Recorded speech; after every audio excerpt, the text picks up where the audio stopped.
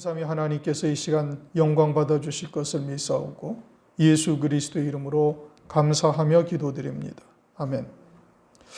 네, 오늘은 계시록 20장 4절부터 6절 말씀입니다.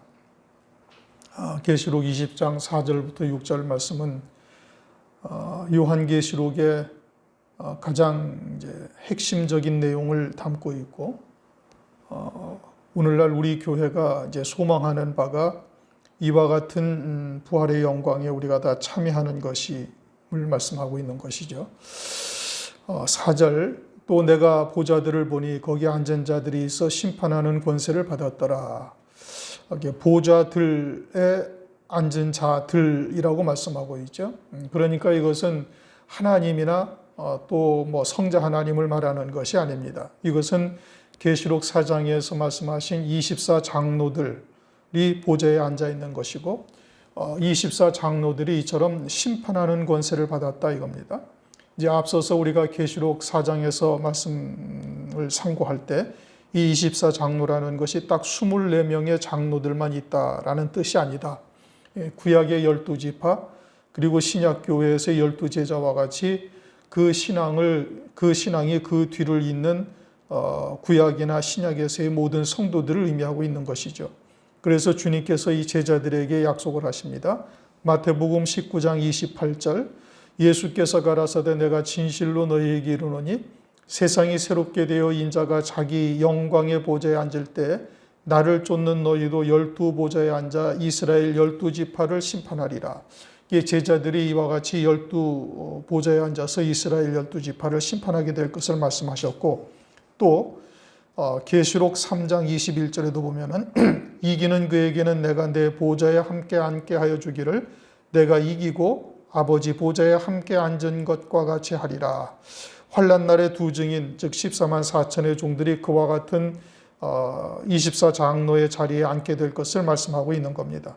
그러므로 이와 같은 영광의 보좌에 앉는다는 것이 우리에게도 약속이 이루어질 수 있는 이 기회가 있다는 것, 그 영광의 자리가 우리들에게도 남아있다는 것이 얼마나 큰 은총인지 이제 알 수가 없는 겁니다.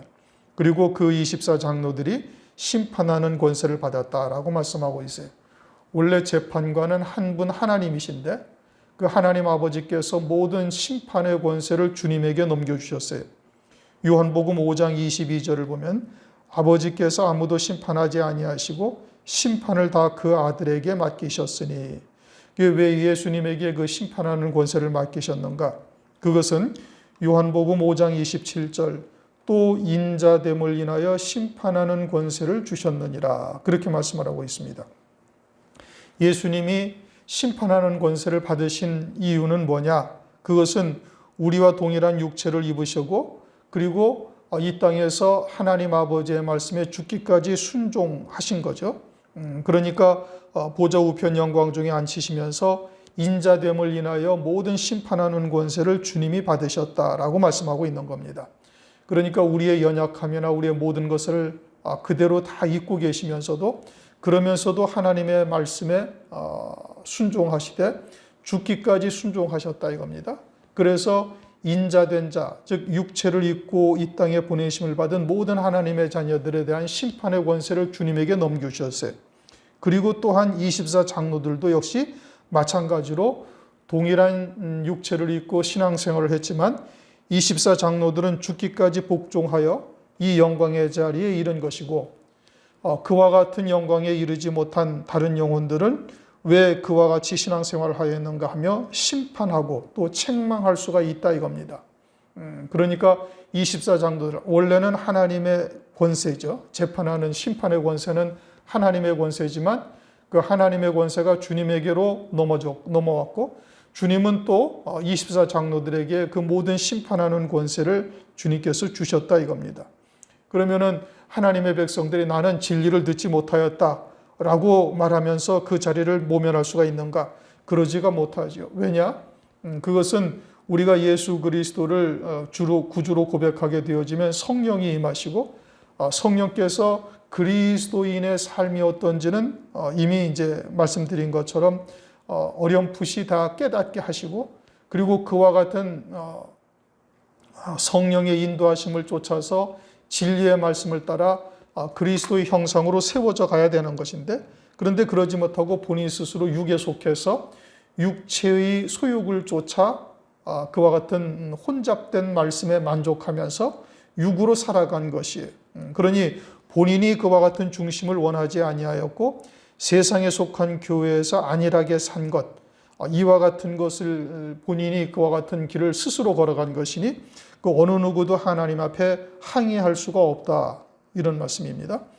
그처럼 장차는 하나님의 보좌 앞에서 이처럼 심판하는 자의 자리와 심판받는 자의 자리가 있어요. 우리가 이 둘 중에 어디든 다 들어갑니다.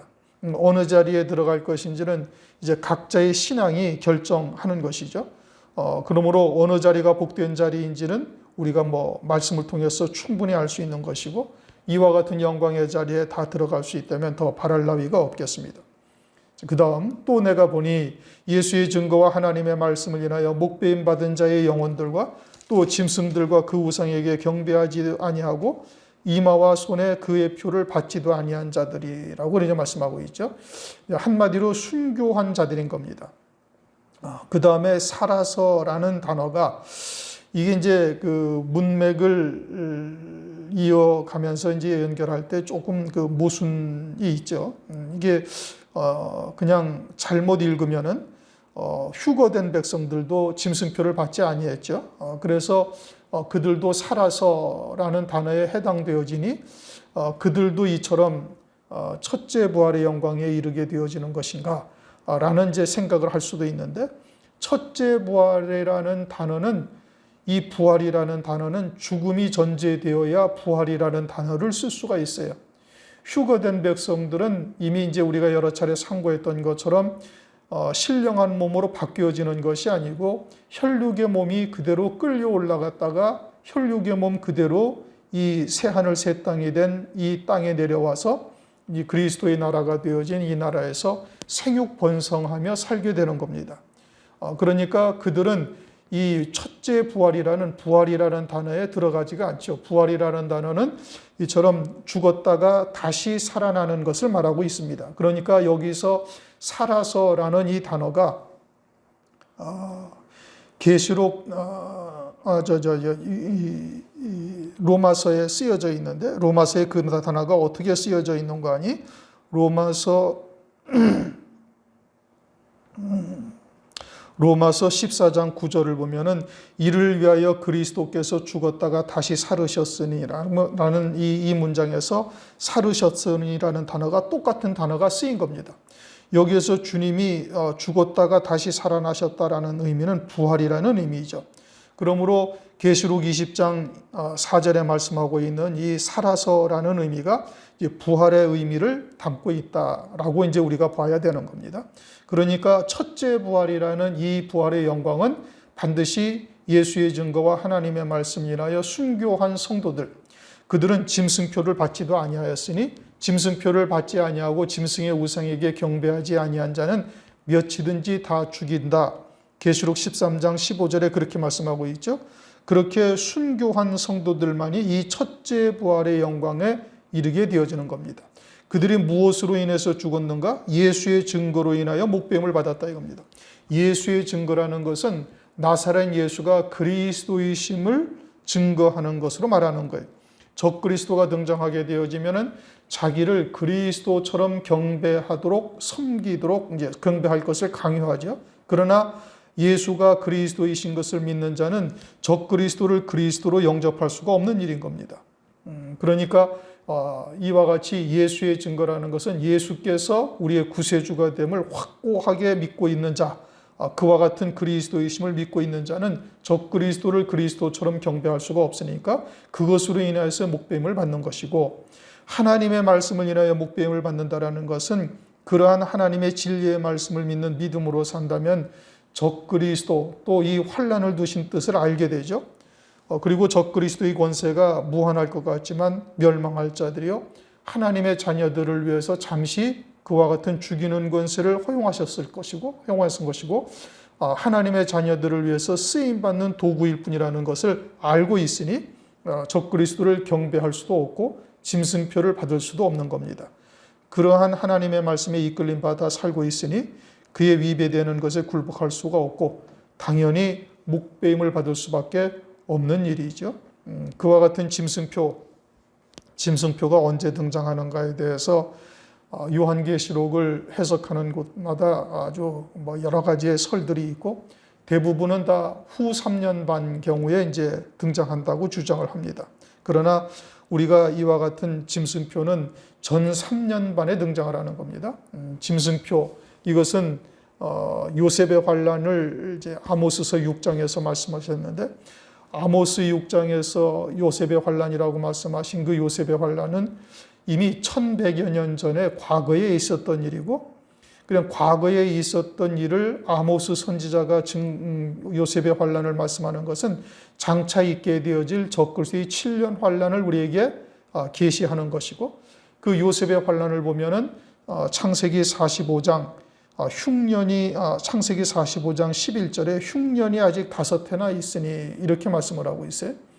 요셉이 자기 아버지와 또 형제들과 다 조우할 때 아직 5해가 흉년이 있다 이렇게 말씀하고 있고 창세기 47장 16절 17절을 보면은 요셉이 가로되 너희 짐승을 내라 돈이 지나여졌은즉 내가 짐승과 바꾸어 주리라 그들에게 식물을 주되 그 모든 짐승과 바꾸어서라고 말씀하고 있어요. 그러니까 짐승과 바꾸어서 이제 식물을 주죠. 그렇게 짐승표를 받고서 매매하게 되는 것과 같은 일이 벌어지는 것인데 이것이 흉년 둘째 해에 벌어진 일인 겁니다. 그러므로 짐승표를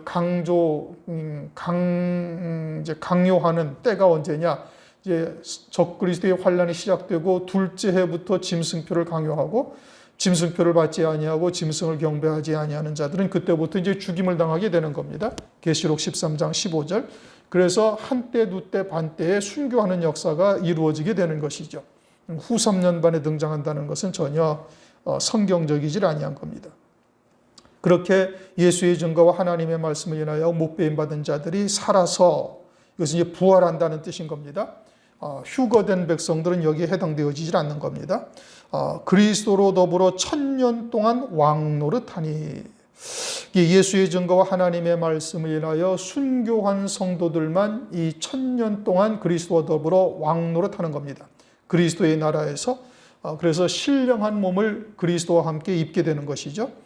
빌립보서 3장 21절 우리의 낮은 몸을 자기의 영광의 몸의 형체와 같이 변케 하시리라. 그렇게 신령한 몸으로 1000년 동안 그리스도와 함께 왕으로 이제 다스리게 되는 겁니다.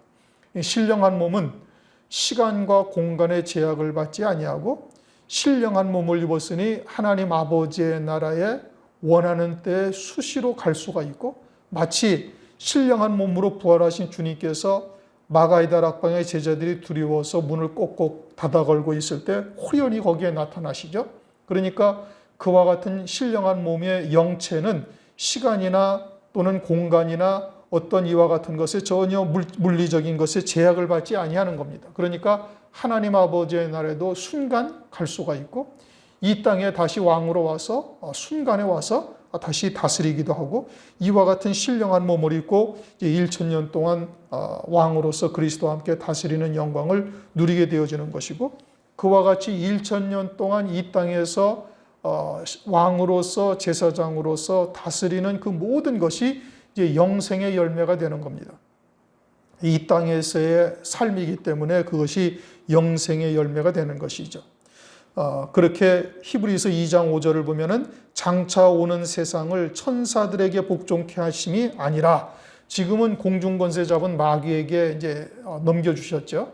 아담에게 주었던 권세가 진자는 이긴 자의 종이 되니 마귀에게 그 공중 권세가 다 넘어간 거예요. 그러나 이제 천년 왕국이 시작되어지면은 마귀와 모든 악한 영들은 무저갱에 갇히게 되어지고 그리고 이와 같이 첫째 부활한 성도들 그들에게 이제 이 모든 세상이 복종케 되는 겁니다. 그래서 히브리서 2장 5절 장차 오는 세상을 천사들에게 복종케 하심이 아니다. 이게 천사들에게는 지금 복종하고 있지만 마귀에게 복종하고 있지만 장차 오는 세상은 이제 첫째 부활한 성도들에게 복종하게 되어질 것을 말씀하고 있죠. 왕으로 다스리게 되는 겁니다. 5절, 그 나머지 죽은 자들은 그 천년이 차기까지 살지 못하더라. 이는 첫째 부활이라. 그러니까 은혜 시대에 자연사한 성도들, 또 그 이전에 죽은 자들은 천년이 지난 후에야 부활을 하게 되는 겁니다. 백보자의 심판 때에 부활을 하고 각자의 상급을 따라서 이제 열매 맺은 대로 영광을 누리게 되어지는 것이죠. 그러므로 부활은 이처럼 순교한 성도들이 천년 먼저 부활하는 첫째 부활이 있고, 그 다음은 백보자의 심판 때 모든 하나님의 자녀들이 다 부활하게 되는 겁니다. 그런데 이 첫째 부활이라는 첫째라는 의미가 으뜸, 최고라는 의미를 갖고 있어요. 그러니까 가장 좋은 부활이다라는 의미죠. 그래서 히브리서 11장 35절에는 더 좋은 부활이다. 또 히브리서 12장 23절에는 장자들의 총회가 있는데 여기에 참여하는 자가 되는 겁니다. 이제 조금 전에 말씀드린 것처럼 이 첫째 부활의 성도들은 두 몫의 영생의 열매를 맺게 되는 거예요. 육신으로 있을 때, 그리고 신령한 몸으로 천년 동안 그리스도와 함께 왕으로 다스릴 때 두 몫의 영생의 열매를 맺으니, 장자는 반드시 두 분깃을 받는 자들이 장자다. 이것은 신명기 21장 17절에 말씀을 하고 있습니다. 그러므로 장자들의 총회에 참여하는 자들은 반드시 첫째 부활의 영광을 입는 자들만 참여하는 거예요. 휴거 성도는 그냥 혈육의 몸으로 1000년 동안 영생의 열매를 맺는 것뿐입니다. 그러니까 한 몫의 영생의 열매를 맺어요. 그런데 휴거 성도들이 영생의 열매를 맺는 것과 첫째 부활한 성도들이 영생의 열매를 맺는 것과는 차이가 있어요. 왜냐? 첫째 부활한 성도들은 신령한 몸을 입는 것이죠. 혈육의 몸이 없어요. 원죄의 몸이 아니다 이겁니다. 그러니까 매 순간순간의 모든 삶이 다 그대로 영생의 열매가 되는 것이고, 혈육의 몸으로 천년왕국에서 생육번성하는 성도들은 1000년 동안 영생의 열매를 맺을 수는 있지만 혈육의 몸, 즉 원죄의 몸을 입고 있으니 모든 삶이 영생의 열매가 되는 것은 아니에요. 그러니까 이와 같은 영생의 열매가 같은 1000년 동안 영생의 열매를 맺어도 차이가 있는 것이지요. 그리고 나머지 죽은 자들은 이제 천년 왕국이 끝난 후 백보자의 심판 때 부활하게 되는 겁니다. 그것은 여기서뿐만이 아니라 고린도전서 15장 23절, 24절에도 말씀을 하고 있어요. 23절, 그러나 각각 자기 차례대로 되리니 먼저는 첫 열매인 그리스도요, 다음에는 그리스도 강림하실 때에 그에게 붙은 자요, 그 후에는 나중이니 저가 모든 정사와 모든 권세와 능력을 멸하시고 나라를 아버지 하나님께 바칠 때라.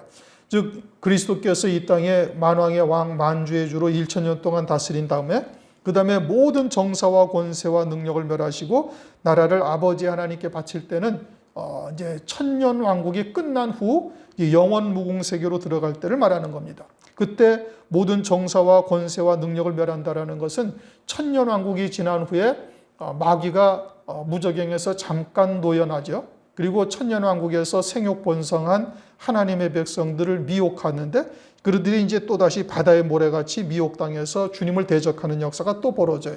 그것이 이제 7절, 8절에 말씀을 하고 있죠.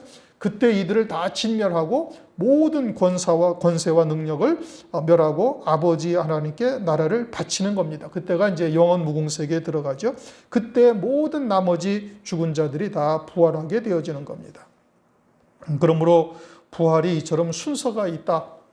첫째 부활이 있고 나머지는 나중에 백보자의 심판 때 천년 왕국이 지난 다음에 이처럼 부활하게 되어지고, 이제 각자 이 땅에서 열매 맺은 대로 이제 상급을 받기도 하고, 또 이 땅에서 그와 같이 마귀의 말을 쫓아서 육신의 소욕을 쫓아 살아갔던, 세상에 속했던 자들은 이제 영원한 어두움 가운데 내어던지며 슬피 울며 영생토록 이제 이를 갈미 있게 되어지는 이와 같은 자리에 처해지게 되어지는 겁니다. 그런데 이와 같이 나머지 죽은 자들을 이제 세상이라고 또 이야기하는 자들도 있습니다. 첫째 부활은 성도들이고 나머지는 불택자들이다. 이것은 아주 하나님의 말씀을 너무너무 잘못 보고 있는 거예요. 그건 가족옷의 구원, 그리고 계시록 20장의 15절 생명책에 기록되지 못한 자는 다 불못에 던지오더라. 이 말씀을 이제 깨닫고 있지를 못하기 때문에 그런 겁니다. 6절, 이 첫째 부활에 참여하는 자들이 복이 있고 거룩하도다. 복이 있다. 이것은 어린 양의 아내요 그리스도의 신부가 되는 겁니다. 그러므로 계시록 19장 8절, 어린 양의 혼인잔치에 청함을 입은 자들이 복이 있도다. 첫째 부활에 참여하는 자들이 곧 어린 양의 아내들이요, 이들이 어린 양의 아내이기 때문에 복이 있다라고 말씀하시는 겁니다. 요한계시록은 모든 성경의 결론입니다. 그리고 요한계시록에서 복 있는 자라는 것은 오직 이 첫째 부활의 영광에 참여하는 자들만을 말씀하고 있는 거예요. 그러므로 이것이 성경의 결론적인 복이요 가장 큰 복이 되는 겁니다. 그리고 그들이 거룩하도다. 이것은 그리스도와 동일한 신분으로 하나님께서 역사를 하신 겁니다. 빛나고 깨끗한 세마포를 입었으니 그것은 곧 주님과 같은 영광을 누리는 자가 되었다. 다시 말하면 흠이나 점이 하나도 없다. 이런 뜻입니다. 그리스도의 신부, 즉 그리스도와 같은 자가 되어져서 그리스도의 신부로 조금도 선색이 없는 자가 된 것, 그것을 거룩하다라고 말씀하고 있는 것이고, 둘째 사망이 그들을 다스리는 권세가 없고, 둘째 사망의 권세가 그들에게는 역사할 수가 없다, 이런 뜻입니다. 둘째 사망과 둘째 사망의 권세는 다른 겁니다. 계시록 2장 11절에도 이기는 자는 둘째 사망의 해를 받지 아니하리라 라고 말씀하고 있죠. 서머나 교회에서 하신 말씀인 겁니다. 그러니까 둘째 사망의 해나 둘째 사망의 권세가 같은 말이에요. 이것은 둘째 사망과는 다른 것입니다. 둘째 사망은 지옥 불못에 떨어지는 겁니다. 그게 둘째 사망이죠. 첫째 사망은 육체가 죽는 것이고, 둘째 사망은 지옥 불못에 떨어지는 것이고, 그럼 둘째 사망의 권세, 둘째 사망의 해라는 것은 무엇을 말하는가? 그것은 하나님의 자녀들이 이 땅에 살면서 마귀의 말을 쫓아 헛된 삶을 산 거예요. 그러니까 마귀를 위하여 예비한 영원한 불에 그의 삶이 다 불타 사라지는 겁니다. 지옥에 떨어진다는 의미가 아니라 지옥에 해당하는 권세에 영향을 받는 자가 된다, 이런 의미인 겁니다. 이게 둘째 사망의 해, 둘째 사망의 권세인 겁니다. 그러니까 음부나 사망에 떨어진 자들은 완전히 그의 삶이 다 불타서 이 땅에서 하루도 살지 아니한 자와 같이 되는 것이죠. 그것이 둘째 사망의 해를 받은 것을 말하고 있는 겁니다. 그런데 성경은 마태복음 12장 31절, 그러므로 내가 너희에게 이르노니 사람의 모든 죄와 회방은 사하심을 얻되 성령을 회방하는 것은 사하심을 얻지 못하겠고, 또 누구든지 말로 인자를 거역하면 사하심을 얻되 누구든지 말로 성령을 거역하면 이 세상과 오는 세상에도 사하심을 얻지 못하리라. 즉 성령을 회방한 자는 내세에서도 사함받지 못한다, 이겁니다. 이게 둘째 사망의 해요, 둘째 사망이 다스리는 권세에 해당되는 겁니다. 성령을 회방하는 것은 마귀의 말을 듣고 마귀를 쫓아 하나님을 대적한 일이 되어지니, 그것은 마귀를 위하여 예비한 영원한 불에 불태워진 삶이 된다, 이 뜻인 겁니다. 그래서 내세에서도 사함받지 못하는 것이 되는 것이고, 히브리서 10장 26절, 우리가 진리를 아는 지식을 받은 후 짐짓죄를 범한 적 다시 속죄하는 제사가 없고, 즉 고범죄죠. 알고도 짓는 죄, 이것도 역시 마찬가지로 하늘나라에서 내세에서 사함받지 못하는 죄가 되는 겁니다. 이처럼 내세에서도 사함받지 못하는 것이 둘째 사망의 해요, 둘째 사망이 다스리는 권세가 되는 겁니다. 그런데 하나님의 자녀로서 이 땅에서 어느 누구도 이와 같이 둘째 사망의 해 또는 둘째 사망의 권세에 저촉되지 아니하는 자는 아무도 없어요. 우리가 신앙이 어릴 때는 다 성령의 인도하심을 온전히 쫓고 있지를 못하기 때문에 다 이처럼 둘째 사망의 해가 다 있는 겁니다. 그러니까 하늘나라에서의 영광이 각각이 다 다른 것이죠. 그런데 이처럼 순교한 성도들에게는 하나님께서 그들의 그와 같은 하나님의 말씀을 인하여 목배임 받고 예수의 증거와 하나님의 말씀을 인하여 보이지 아니하는 세상, 손에 만져지지 아니하는 영원한 세상을 위하여 세상에서 가장 중요한 육신의 목숨을 기꺼이 버린 자들을 위해서 하나님께서 이처럼 상급적 부활을 하나님께서 허용하신 겁니다. 그것을 이제 계시록 6장 11절에서는 흰 두루마기를 입혀주셨다. 흰 옷을 입혀주셨다. 이렇게 말씀하시는데, 두루마기라는 것은 한국적 표현이죠. 그것은 머리끝에서 발끝까지 하얀 옷으로 입혀주셨다는 것이고, 그것은 그리스도께서 마태복음 17장 제자들에게 아주 빨래를 해서, 세상에서 빨래를 해서 그렇게 희게 할 수 없는 옷과 같이 빛이 나고 얼굴이 해와 같이 힘있게 비추는 것처럼 비치더라 하신 주님의 영광의 모습을 설명하신 겁니다. 그와 같이 둘째 사망의 해를 받지 않게 해주신다는 것이죠. 머리에서 발끝까지 흰 옷을 입혀주셨다는 것은 거룩하게 하셨다, 이 뜻인 겁니다. 그러니까 순교한 성도들에게 하나님께서 이와 같은 거룩함을 입혀주신 거예요. 대부분 성도들이 다 그처럼 보이지 아니하는 세상을 위해서 자기의 육신의 목숨을 버리지를 못하는데, 순교한 성도들은 그것을 위해서 이와 같이 기꺼이 육신의 목숨을 버렸으니 그것을 하나님께서 귀하게 보시고 이처럼 둘째 사망의 해가 그들에게 해당되지 아니함을 흰옷을 입혀주면서 주님께서 우리에게 계시하신 것이죠. 시편 116편 15절을 보면 성도의 죽는 것을 여호와께서 귀중히 보시는도다. 그래서 하나님께서 이처럼 하나님의 말씀을 인하여 목배임 받은 자들에게 무엇을 더 베풀어 주실 것이 없는가 하면서 이제 베풀어 주신 것이 이처럼 첫째 부활의 영광이요, 그것은 상급적 부활이요, 거기에다 흰옷을 입혀주셔서 둘째 사망해를 완전히 다 벗어날 수 있도록 해주신 겁니다. 흰옷, 점도 없고 흠도 없는 깨끗한 자다.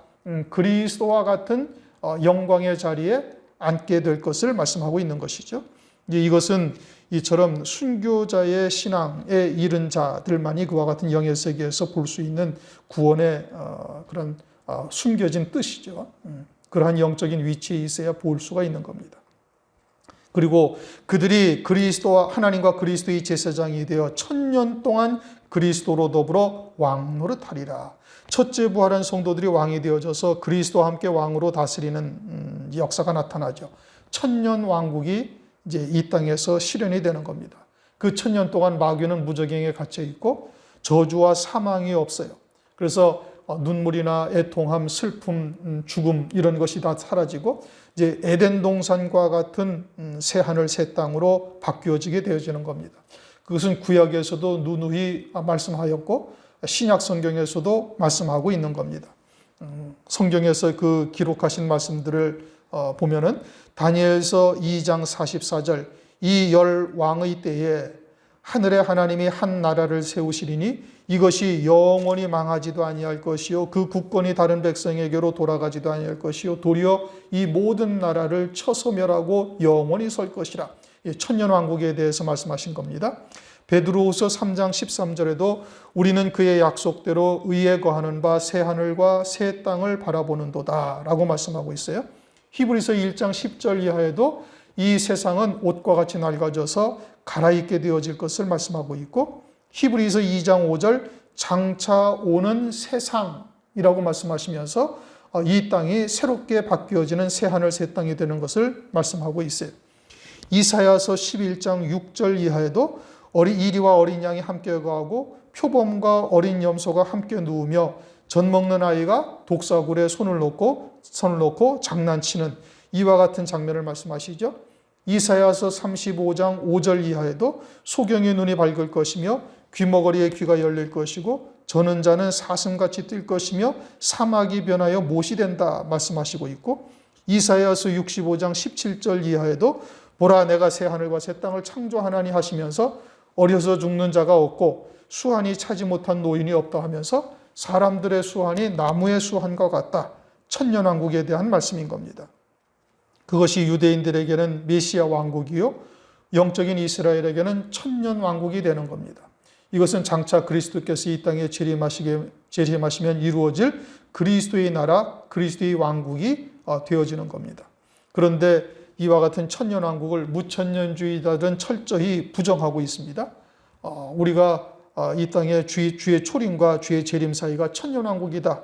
지난 시간에도 말씀드렸던 것처럼 이렇게 주장을 하고 있어요. 실제 천년이 아니다 이거죠. 그러면은 그렇게 주장할 수 있는 성경적 근거를 말씀을 통해서 드러내야 되는데 성경적 근거가 전혀 없습니다. 그냥 막연히 주장하는 것이고 그것은 사람의 생각으로 해석을 한 것이니 그것은 전혀 성경적 해석이 아닙니다.